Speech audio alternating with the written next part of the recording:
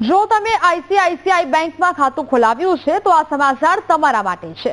Social મીડિયામાં viral થયો છે એક મેસેજ, જેમાં દાવો થઈ રહ્યો છે કે જો તમારું બેંક ખાતું આઈસીઆઈસીઆઈમાં છે તો તમારામાં ઓછામાં ઓછું 50,000 રૂપિયા બેલેન્સ રાખવું પડશે અને જો બેલેન્સ નહીં રાખવું તો પેનલ્ટી પણ લાગશે। ત્યારે શું છે લોકોના કિસ્સાને અસર કરતી આ ખબરનું સત્ય? જુઓ આ રિપોર્ટ।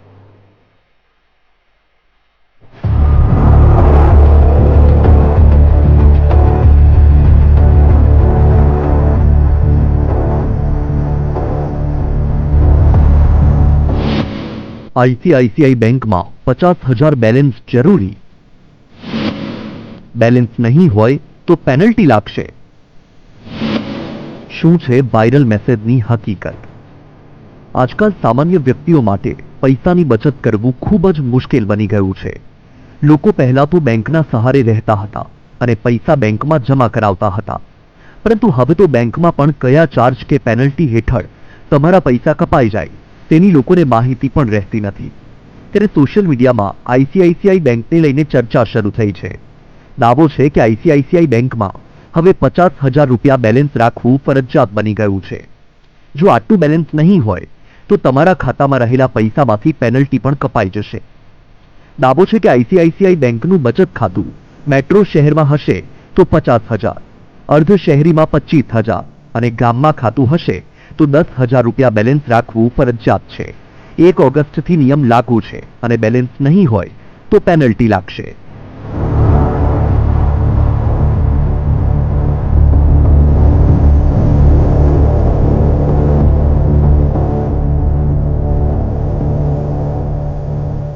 जरा विचार करो कि आवा तो કેટલા ગ્રાહકો હશે કે જેમની આવક જ 30 કે 40,000 હશે અને આવા બેંકમાં ખાતું ખોલાવ્યું હશે તો શું થશે?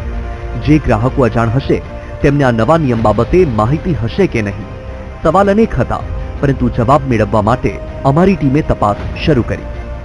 વાયરલ આ મેસેજની તપાસ કરવું ખૂબ જ જરૂરી હતું, જે લાખો બેંક ગ્રાહકોને અસર કરતું હતું। માટે અમારી ટીમે સૌપ્રથમ તો આઈસીઆઈસીઆઈ બેંકના વેબસાઇટ પર તપાસ કરી તો અમને આ બેંકનો એક લેટર મળી આવ્યો હતો।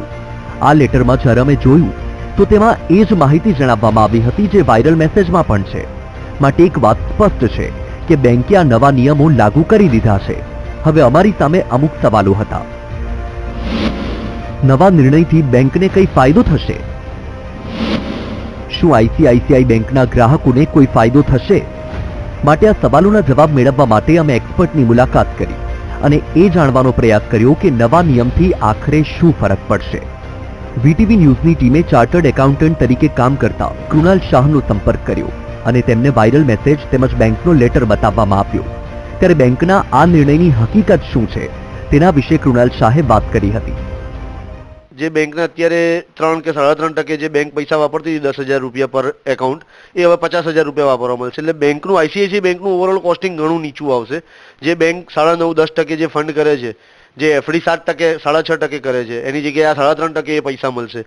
એટલે બેંકનું ઘણું ફંડિંગનું કોસ્ટિંગ નીચી આવશે।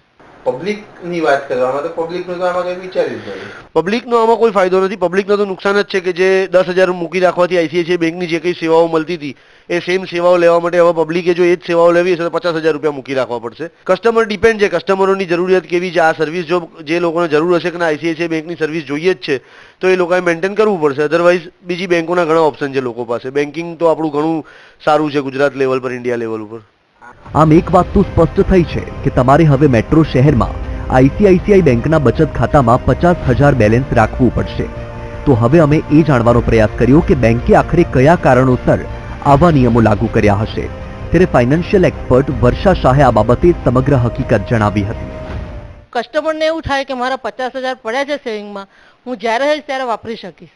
એ તો કસ્ટમરને બેનિફિટ, અને બીજો બેંકનો ટાર્ગેટ છે પૂરો કરવાનો જે ફંડનો, એ પૂરો થાય। એટલે મને એવું લાગે છે કે બેને 50-50 ફાયદો છે જ। બેંક ફંડનો ઉપયોગ લોન આપવામાં કરતી હોય કે પછી અધર મ્યુચ્યુઅલ ફંડમાં કે એમાં કરતી હોય, શેર બજારમાં જે છે એમાં વાપરતી હોય, અને જો એને સિક્યોરિટી જોઈતી હોય તો ડેપ ફંડમાં બી વાપરતી હોય, લોનમાં આપતી હોય। પણ ટૂંકમાં એવું કહી શકાય કે 3%નું લઈ અને 8 થી 9% ઉપજાવે છે। જે 10,000ના બેલેન્સથી એ લોકો બેંકની સેવાઓ લઈ જ રહ્યા છે અને એ બેંકની સારી સારી સેવાઓથી એ ટેવાઈ ગયા છે એ લોકો. એટલે એમને એમ થાય કે ચલો 10ના 50 મેનેજ કરી લઈશું, પણ આપણને જે સેવાઓ મળે છે, સારી સર્વિસ મળે છે બીજી બેંક કરતાં, તો એ સર્વિસ તો આપણે મેન્ટેન થશે જ. આમ વાયરલ મેસેજની તપાસમાં સ્પષ્ટ થયું છે કે આઈસીઆઈસીઆઈ બેંકના બચત ખાતા માટે નવો નિયમ લાગુ થયો છે.